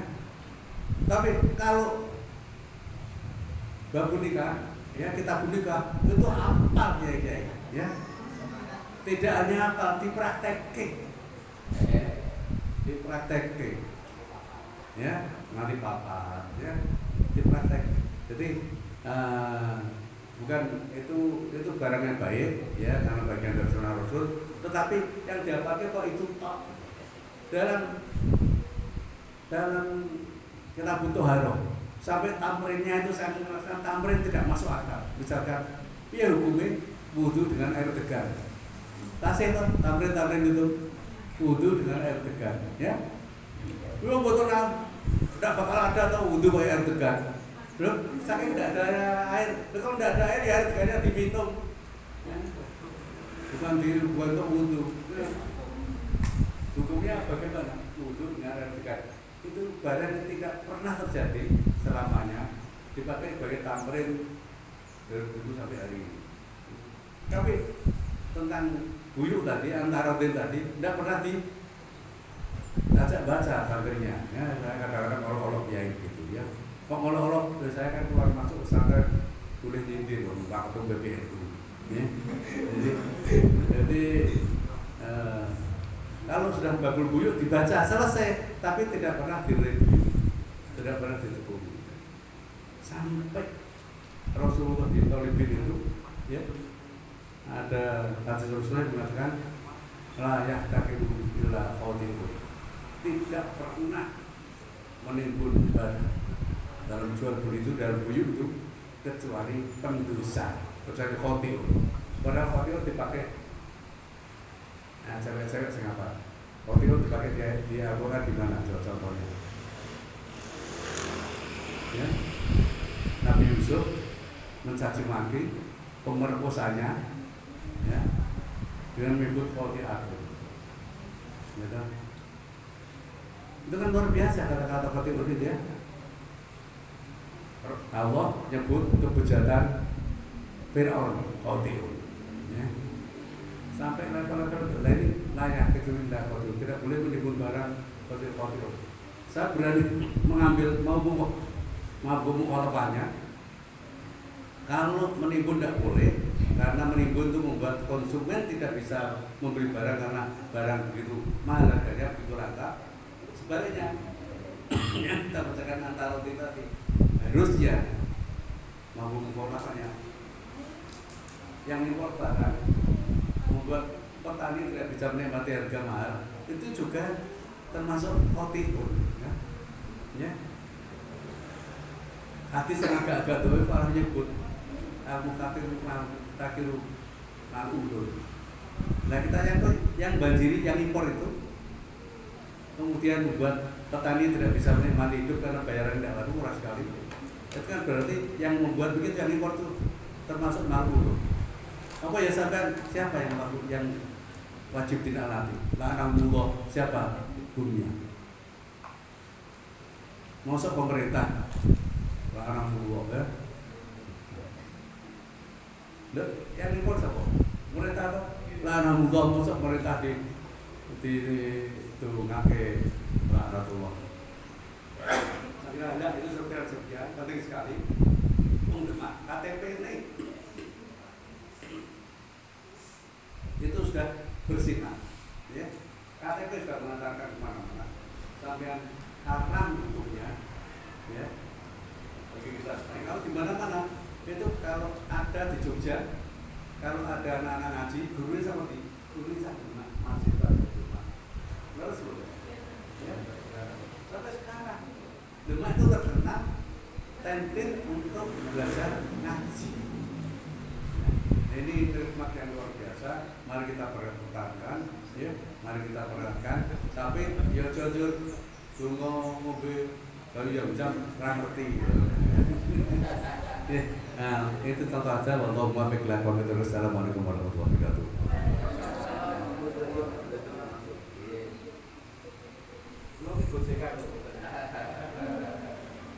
Assalamualaikum warahmatullahi wabarakatuh. Mekaten nggih, saya praktis saja, ora dawa-dawa kula ya. Awit saking De Mas Yudi sudah menyinggung stunting. Panjenenganipun Mas Maksur ya juga nyebut stunting.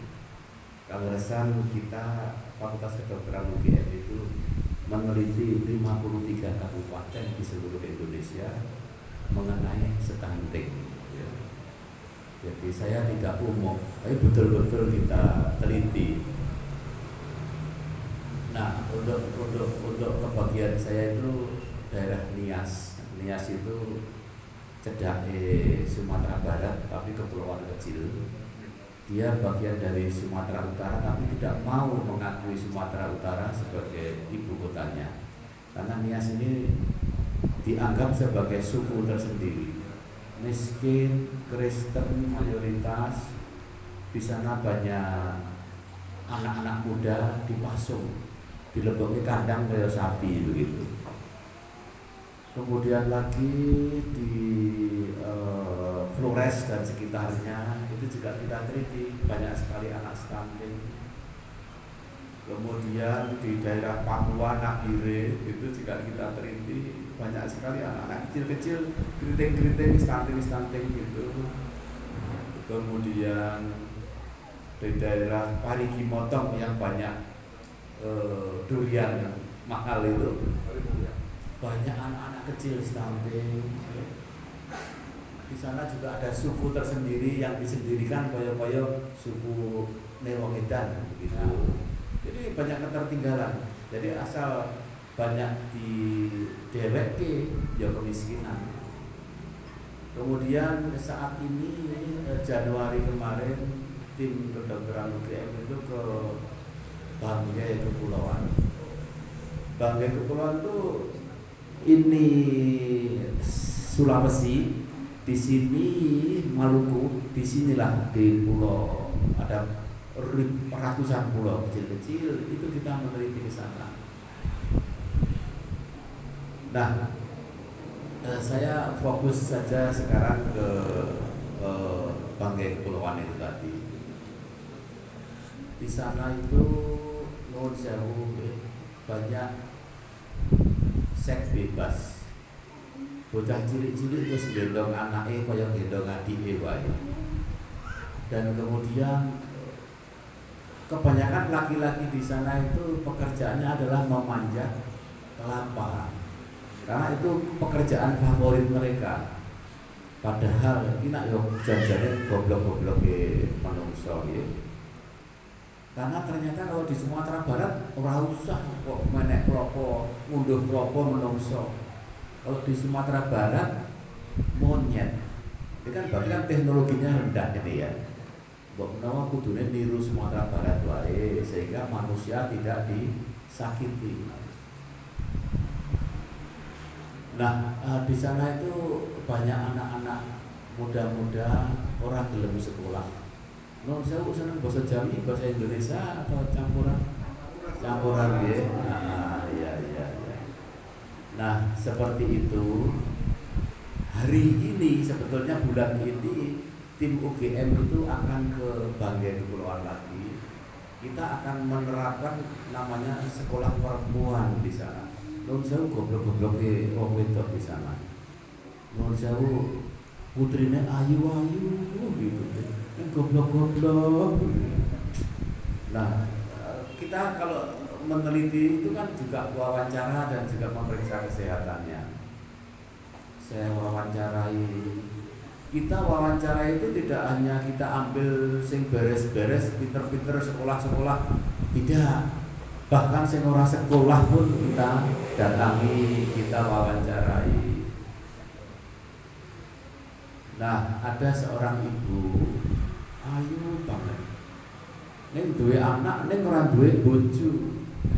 Wah, saya wawancarai berurai air mata dia. Kenapa? Karena dia dipaksa oleh Pak Kepala Desa untuk saya wawancarai. Ya, jadi betapa mengharukannya ya. Nah, seperti itu. Jadi konsep dari UGM itu akan mengadakan sekolah perempuan karena banyaknya wanita yang bodoh-bodoh, kafiran, seks bebas di sana itu. Artinya, ya Anda bayangkan piyambak ya, seks bebas itu seperti apa? Itu seperti itu. Ada lagi yang membuat artikel Sumedang di Parigi Motong. Itu kan ada gunung, banyak gunung di sana. Saya ambil sampel responden di puncak Gunung Parigi Motong. Di sana saya mendatangi rumah misionaris Kristen dari Amerika, namanya Michael dengan istrinya. Kaget saya, ya Allah. Ternyata apa adik-adik banyak sekali wong-wong melarat di Parigi Motong itu justru naik ikut ke tempatnya Michael itu. Karena si Michael ini memberi health education, memberikan pelajaran kesehatan. Dia carane ngobati luka-luka, ngadepi masuk angin mencret iki kepiye begitu. Oh, saya datangi di sana. Nah, kemudian saya ketemu dengan mereka berdua, saya tanya, "What are you doing here?" Saya baru kenal itu. "Oh, I'm here including giving the people Injil. I do also giving my teaching. Teaching in what? Mulang apa? Public health Adi." "Oh ya, look, I have that book Adi." Diangkat buku. "That is my book. Using that book Adi, so many people I gave that lecture." Nganggo buku iki Adi, aku ulang wong-wong ngene. Kaget aku. "Weh, I have looked that book." Oke, diberikan bukunya. Berikan ke saya. Tak wajar. Ya Allah, buku saya itu. Jadi buku dari Amerika yang namanya judulnya Where There Is No Doctor, saya terjemahkan ke bahasa Indonesia, saya jual di Gramedia, jebol digunakan dia untuk mulang orang-orang Indonesia. Kalau begitu akhirnya yang goblok siapa? Bangsa kita. Kalau kita Pak Guru wis buat buku banyak-banyak loh. Buku saya itu dijual di mana-mana. Buku kita sendiri. Buku-buku kita tidak digunakan oleh bangsa kita untuk apa? apa. Tapi oleh wong Kristen malah digunakan untuk mengajar bangsa kita sekaligus menunjukkan dodolan agama. Lucu ya. Kemudian apa lagi? Michael juga cerita ke saya, beside that tadi, I'm also a teacher here. Oh, what kind of lecturer? You know, I have school here, and then the head of the school is myself, and the teacher other than you, my wife. Jadi kepala sekolahnya si Michael yang pimpinan gereja, guru nih, bojone. And the student, the two of my children, dia dua anak loro. Ini sekolah gaya Amerika. Dia enggak. Kalau di Indonesia kan jadi homeschooling gitu loh.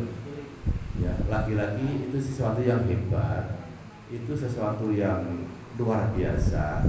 Tapi kan tidak terjangkau oleh anak-anak kita.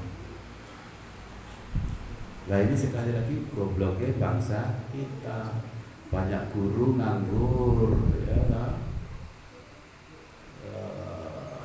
Milo monggo tadi kegandengan kalian stunting tadi, itu stunting itu multifaktor, multi entry. Tidak, saya tidak mengajarkan bahwa kita santri harus kaya seperti Pak Masuki, tidak ya. Kanjeng Nabi aja boleh menghentikan dia ingin menjadi orang yang miskin. Rasulullah itu malah ngendikan seperti itu. Rasulullah itu malah ngendikan aku kepengin dadi wong miskin wae. Awit mengko ki wong miskin iki oleh tumuju swarga luwih cepet luwih dhisik tinimbang wong sugih. Mila jangan berharap menjadi kaya. Nek diparingi sugih ya alhamdulillah. Awet terus kula nak ngendika murid kita tuh ngayai apa? Ngayai yang dulu saya ya. Ngayai zuhud. Zuhud itu nyingkiri bondo lan donya, kemewahan, derajat, pangkat. Sesungguhnya seperti itu adik-adik. Dene diparingi sugih ya kita gunakan untuk kemanfaatan umat, kemaslahatan umat. Nah, kegandengan dengan stunting ini loh tadi Bapak Ibu adik-adik. Jadi stunting, bocah cilik kok ora dhuwur-dhuwur, bocah cilik kok ora lemu-lemu, kok ora iso memenuhi standar Asia Tenggara. Kok akeh sangat di Indonesia, dan itu di Indonesia Timur. Karena kita pendidikannya rendah, karena kita kekurangan pengetahuan mengenai gizi, karena kita angel banget golek gawean, tak gitu. Lah mila sesungguhnya adik-adik, nek kula niki mboten ngajari jenengan dadi dokter saya mboten. Saya tidak ingin mengajari panjenengan belajar ilmu kesehatan mboten. Tapi do the best you can. Lakukanlah apa saja yang terbaik. Nah, awet pakai nek pembangunan ekonomi itu lumampah kan disae, insya Allah sedaya kecukupan pangan kok. Masalahnya tadi yang ngendikake Pak Maksud kan ekonomi kita kan jomplang toh. Sing sugih kaya ngono, sing melarat kaya ngene. Lah itulah ya. Sehingga ya bener gandeng melarat menaik pangan anaknya ora cukup. Lah mila monggo nggih tadi seperti Mas Udin, Mas Alvin, Mas Johannes wis lulus sarjana ning kok nganggur. So what should we do ya? Apa yang seharusnya dilakukan adik-adik? Mila monggo lah.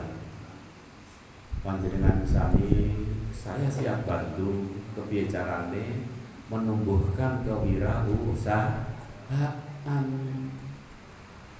Kula ngoten niki senajan kula dokter adik-adik. Saya dulu pengajian wonten Yogya itu tidak bersama mereka yang ngayahi baca Al-Qur'an, boten kula. Terus nggih boten nanti wonten pondok pesantren. Ning kempalan kula tuh dengan Pak Adi Sasono almarhum. Iya.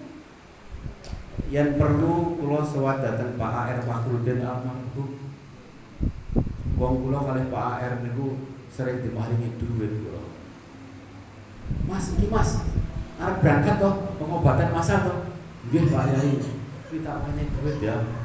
Nggih tuku es kanca-kanca. Jadi Pak R ngertos apa yang kita kerjakan. Apalagi Pak Adi Sasono, kita tuh harus memerdekakan rakyat kita, umat kita, kanca-kanca kita sedulur. Ojo bercita-cita hanya mengusugih, mudah lali kiwa tenan. Jadi pembangunan ekonomi inilah yang penting sekali. Mboten napa-napa, Pak. Jadi ngertos nggih maksud saya? Enggak perlu kita itu berkaya-kaya, tidak, kok ndak malah lali karo kanca-kancane. Tapi marilah kita makmurkan kanca-kanca kita. Ya, terus saya di Jogja adik-adik itu kita mendirikan rumah yatim piatu. Yaitu kita hanya 8 orang awal yayasan kita dirikan. Namanya Yayasan Nurul Haq Madaniyah. Di situ saat ini kira-kira ada 90 anak yatim piatu yang kita urus. Ada kira-kira 50 orang tua terlantar. Orang tua terlantar itu misalkan orang tersingkir gitu, terus dia tidur di kuburan, kita ambil di omah. Ada juga suami istri padu, saling menyakiti. Akhirnya si bapak ini kita ambil, dan banyak sekali. Bahkan ada seorang dokter yang terkenal, tidak usah saya sebut di Semarang, anaknya hilang. Dia mencari ke Yogyakarta, ketemu di yayasan kita, Yayasan Atap Langit. Yayasan Atap Langit ini di Jogja sekarang kira-kira ngurusi 50 anak jalanan. Ini maksud saya Islam pembebasan ya. Teori pembebasan itu di sini. Kita nggak ingin kaya sendiri, tapi kita ingin memerdekakan. Lah mila monggo tadi Mas Udin cerita, pulau itu pengen jadi mahasiswa pengusaha loh Pak Adi itu. Neng saya nggak mau bersama teman-teman, saya ingin sendirian. Oh lah monggo. Kalau memang seperti itu ada konsepnya, misalkan nggak punya uang ya cari pinjaman dari bank muamalah misalkan. Atau dengan cara koperasi, kira konco lagi, wes kabeh 10.000 kumpul ki dadi modal. Ning sok tak bayari balik. Bisa kok. Kulo aturi kersa rada sombong ya. Rada sombong. Kita dengan 8 orang juga 6 orang malahan. Itu kita sudah bisa mendirikan sekolah tinggi ilmu kesehatan wirausaha Tenggabarsari. Di sini bekerja kira-kira 78 orang sekarang. Bekerja sarjana-sarjani. Kadang-kadang murid saya lulus dari UGM, gelem gawean monggo nyebut gawean kono. Begitu.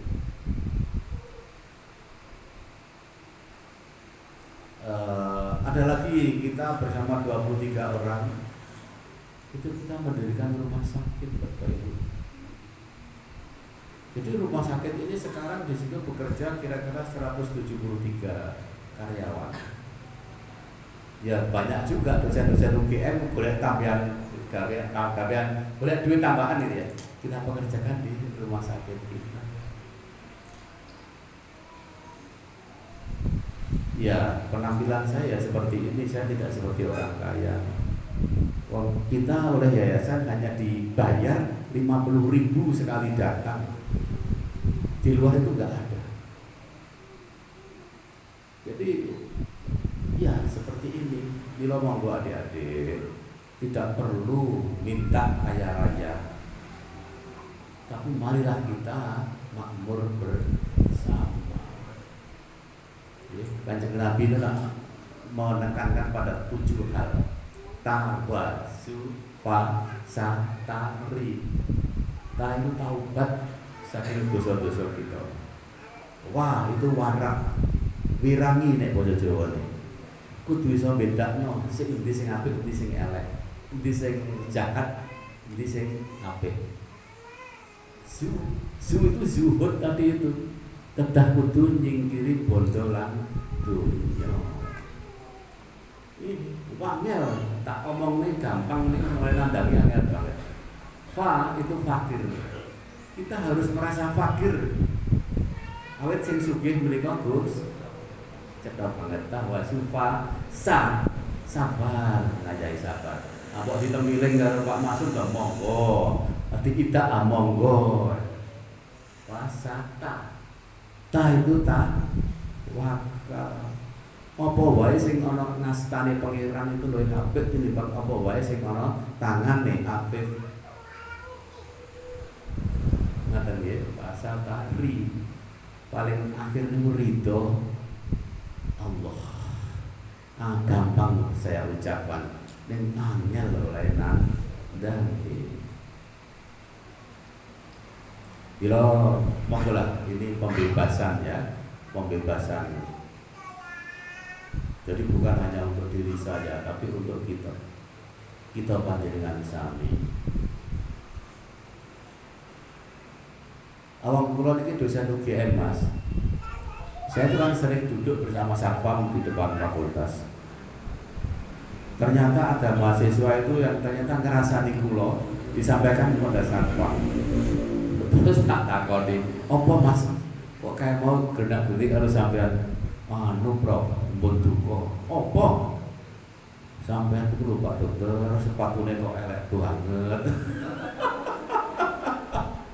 Mosok to Prof Madiru bendina numpak Gojek wae.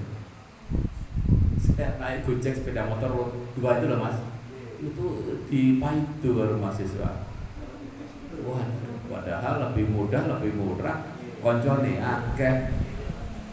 Kula kandhani malih ya. Enggak apa-apa, ini kebetulan kan senior saya ini. Jadi saya itu gara-gara sejak ada zaman Gojek itu, ya saya sejak saat itu bergojek motor sampai dengan sekarang. Apa sesuatu yang positif yang saya dapatkan? Mas supir Gojek, mesti saya tanya, "Mas, sampai full kerja atau dulu pernah kuliah?" "Wah, nanti Pak." "Lah kuliah di mana?" "Itu di situ." "Kedokteran hewan loh, Bu." "Lah ya saya dulu muridnya Prof Wayan." "Kok iso?" "Lah saya drop out loh Pak, karena bapak saya meninggal, ibu saya sudah tidak ada. Terus ya saya nggih Gojek ngeten iki." Satu. Besok lagi, "Nanti Mas kuliah ini mana?" "TP." "Wah, ya Allah, muridnya Pak Maksum." "Ya betul." "Terus?" "Ya sudah Pak, saya anaknya orang miskin ya, jadi saya naik Gojek terus sampai banyak sekali. Ini saya laporkan ke Kagama Jogja. Awet duluan ini wakil ketua Kagama Jogja. Tak cerita kepada teman-teman, dosen-dosen senior terutama ibu-ibu malah nangis. Aduh ya Allah, kok ya Allah. Ibu-ibu terutama malah nangis. Namanya bukan Siratiah. Tekang enggak? Bukan Siratiah itu nanti kalau begini. Aduh ya Allah, ya Allah. Iku biar sih ngurusi aku Deru. Iya, jenengan kok biar ngurusi. Dulu urusan beasiswa, dulu urusan bantuan keuangan itu yang ngurusi saya. Nah terus nangisnya itu mergo apa? Sakoke ketua agama nasional itu Pak Ganjar. Maka urusan itu nangis ini. Nah, saya itu menggaduki agama dengan Pak Ganjar, dengan Pak Ganjar diganti rektor UGM Pak Panut diganti Bu Ova. Angel banget kira-kira hingga sekarang. Ngertos ya, jadi inilah kemiskinan. Kemiskinan lagi. Dakwah Islamnya itu yang meliputi sampai dengan di sini ini, bukan hanya kaya seorang diri. Ingat-ingat ya, boleh nanti disampaikan kepada Tim Masuki. Yang ngomong dipikir kanan ke Mas, belajar Islam ini sing tenanan, aja mau kaya ngono gitu ya. Murid saya nanti tolong sampaikan. semua amalah kebenaran itu yang kita tahu. Ya, Mas Afif dan Ferdi ya, bahwa di sinilah stunting. Stunting itu ya ekonomi, ya politik, tadi disinggung oleh Pak Maksud, ya budaya, ya pendidikan, ya wanita, ya bapak, banyak sekali. Jadi UGM saat ini, bulan ini atau mungkin bulan depan atau Maret itu akan mendirikan sekolah perempuan untuk di Kepulauan Bang. Nah, sesuatu yang mungkin negatif untuk kita tadi loh, Michael dan istrinya ya, dia malah di puncak gunung, orang-orang cilik malah marah di mereka, padahal dia dakwah kristenisasi. Gobloknya siapa? Ya umat kita sendiri.